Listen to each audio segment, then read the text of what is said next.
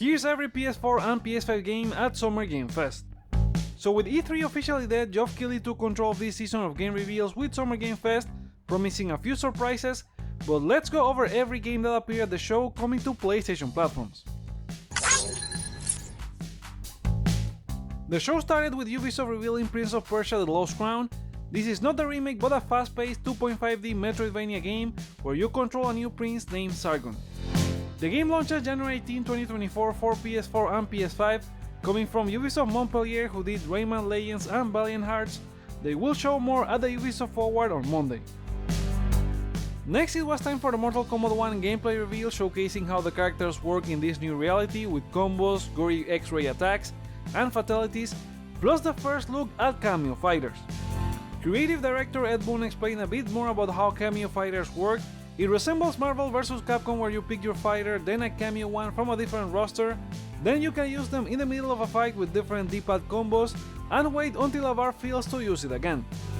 Mortal Kombat 1 launches September 19 for PS5, and pre-ordering gives you a playable chant song and early access to the beta.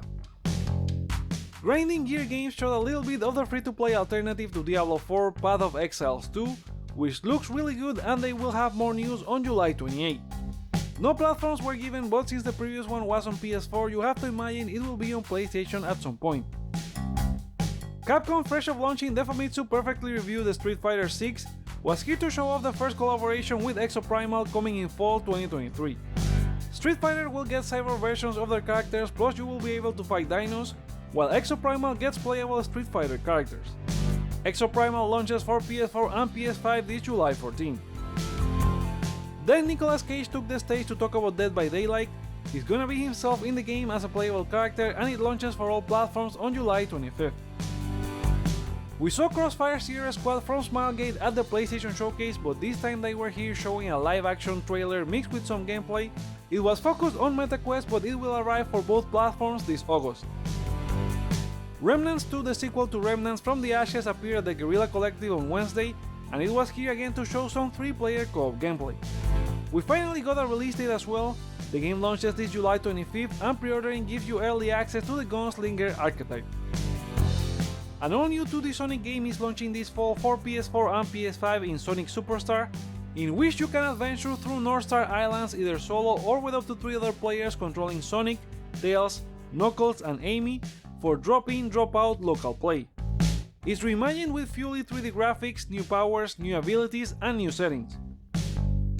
Genshin Impact developer MiHoYo is bringing Honkai Starrail to PS5 this Q4 2023. The game is already on PC and mobile, but this new trailer showed PS5 footage for the first time, plus some new characters that are going to be added to all versions of the game in the future. Pinocchio Souls-like Lies of P made an appearance to give us a new look at its dangerous world, combat, and story, plus a release date. The game will launch on September 19 for PS4 and PS5, besides they announced a digital deluxe edition including new custom pieces and 72-hour early access on September 16. And if you can't wait until then, there's a free demo on the PlayStation Store right now. Moving on, Bandai Namco presented Sandland, a game from the one-shot manga of the same name by Dragon Ball designer Akira Toriyama. It's an open-world action-adventure game made on Unreal Engine 5 coming to PS4 and PS5 in the future. They didn't say when it's coming out, just to stay tuned. Amazon Games and NCSoft are bringing MMORPG Throne and Liberty to PS5. The trailer had some CGI mixed with some gameplay to show combat and some of the animal transformations for traversal. You can sign up now for the tech test over at the game's website, link in the description. Dying Light franchise director talked about the upcoming summer update for Dying Light 2. Not much was shown, and the trailer was very similar to one they showed a couple of months ago. The update introduces improved parkour, darker new dangerous nights, and a new season. Activision announced the first season of the multiplayer brawler Crash Team Rumble, launching for PS4 and PS5 soon. It runs from June 20 until September 12, including new heroes, new maps, new powers, and time-limited modes.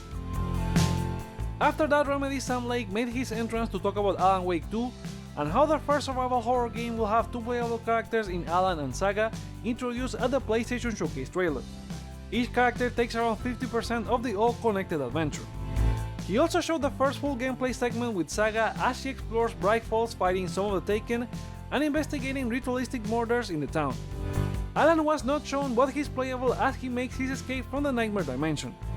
The game comes out on October 17 for PS5 and is a digital-only title.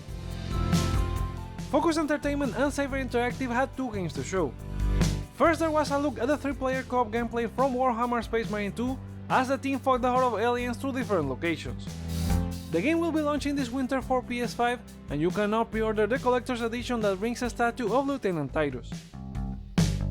Following that, Cyber and Focus introduced us to his new IP Toxic Commando, made in collaboration with horror film director John Carpenter. The game has some Left 4 Dead or Back 4 Blood vibes as you take control of a B-tier of mercenaries known as the Toxic Commandos as they try to defeat the Sludge God and kill the horde of undead to save the planet. It will be out for PS5 in 2024. Baldur's Gate 3 will be launching for PS5 this August 31st, and in this showcase Lion Studios features new character Gortash, voiced by Harry Potter actor Jason Isaacs. Probably one of the surprises from the show was Insomniac's creative director Brian Intihar making an appearance to talk more Spider-Man 2.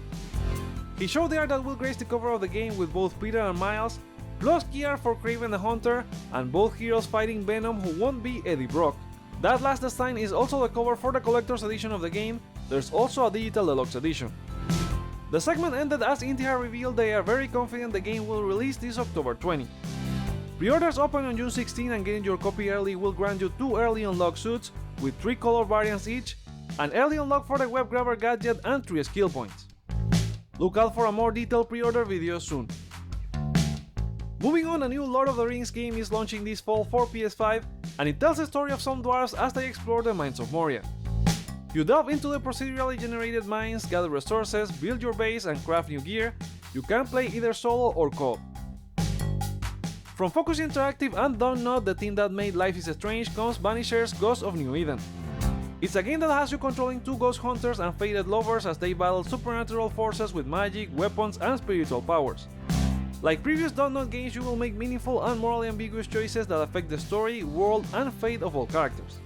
It will be out for PS5 by the end of the year. After leaking before the Summer Game Fest show, Like a Dragon Gaiden: The Man Who Erased His Name will arrive on PS4 and PS5 this November 9. The trailer showed legendary Kazuma Kiryu now adopting a new name, but a mysterious figure is driving him out into conflict. It also shows some combat gameplay. Pre-ordering gives you a legendary fighter pack that has 3 bonus boss battles. Quantic Dream is publishing Under the Waves, a game from developer Parallel Studio, shown at last year's Gamescom event and will launch for PS4 and PS5 this August 29. It has you controlling professional diver Stan, who is struggling after a life-changing loss and retreats to a self-imposed solitude under the sea in this techno-futuristic narrative-driven adventure. Activision had a trailer for the next season of Call of Duty Warzone 2.0 that will include a new Baroque European map in bundle, new operators, new features, limited time modes and a lot more. It launches next week for all platforms.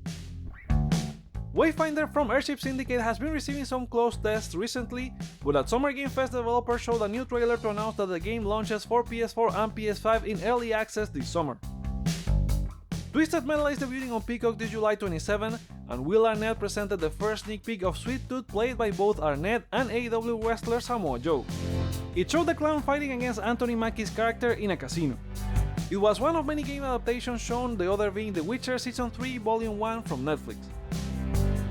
Darren Barnett, who stars in the Gran Turismo movie, was there, but to show us Immortals of Aveum from EA and Ascendant Studios. He's playing lead character Jack in the first-person magic shooter, as he forms part of an elite team fighting for the control of magic. The gameplay trailer had the Immortals going against other people that can control magic on top of a ship in the middle of the ocean as part of the Ever War. Immortals of Aveum will be out for PS5 this July 20. A new season is kicking off in Fortnite today called Fortnite Wilds, and a new cinematic trailer showed what you can expect, including a jungle area, rideable raptors, and playable Optimus Prime. Finally, Geoff Keighley hinted at the beginning of a huge surprise to close the show, and after several days of posting what seemed like useless updates with a cryptic message behind, Square Enix revealed a new trailer for Final Fantasy VII Rebirth. The trailer shows the bombing of Reactor 5, Cloud and his team arriving at the village and having their first experience outside in the seemingly open world. It also teases some of the events from Nibelheim. Then we had some awesome gameplay including boss battles, fights against the Turks, and team-ups with your party now including Yuffie and Red 13. Final Fantasy VII Rebirth will launch for PS5 in early 2024, coming in 2 discs, or a very hefty download. And there you go, that was every PlayStation game shown at the Summer Game Fest opening showcase. It was an okay-ish showcase that started and ended really strong, but kind of lost me in the middle. There were lengthy developer segments that didn't show gameplay at the same time, and I thought they would nail that part after seeing the developer segment with Ed Boon for Mortal Kombat 1, which was perfect. Then Alan Wake 2 showed how not to do them, with lots of talking first and then gameplay later, which makes segments unnecessarily long, plus they repeated the PlayStation Showcase trailer after that. Despite that, I would take Alan Wake 2, Immortals of Aveum, the Spider-Man 2 release date, and the Like a Dragon spin-off as highlights, but even with all that, Summer Game Fest feels one step behind its sister event, the Game Awards, which had better reveals overall in December last year. Instead, Summer Game Fest still feels like it receives the leftovers of what each publisher will show during their own events in the next few days, even with stuff as big as Final Fantasy VII, which was only there because Square Enix didn't have its own conference. It was still amazing to see Final Fantasy VII, don't get me wrong, and it was probably chosen to be here and not the PlayStation Showcase 2 weeks ago due to the live audience. A big miss from the event was Hideo Kojima, who also skipped the PlayStation Showcase, so we'll see where he appears with more Death Stranding 2. Looking at our community poll, you guys thought it was great with over 50% of you giving it 4 stars, 28% giving it 3 stars, 11% saying it was amazing with 5 stars, and 7% thought it was either bad or terrible. But what did you think about this showcase? What were your favorite games? Or which ones you had hoped were here? Let us know in the comments below, like or dislike to show your feedback, check out other videos you may enjoy while you're here, and consider subscribing for more on PlayStation. Thank you so much for watching, my name is Joseph, this is Hype for Games, and let's get hype!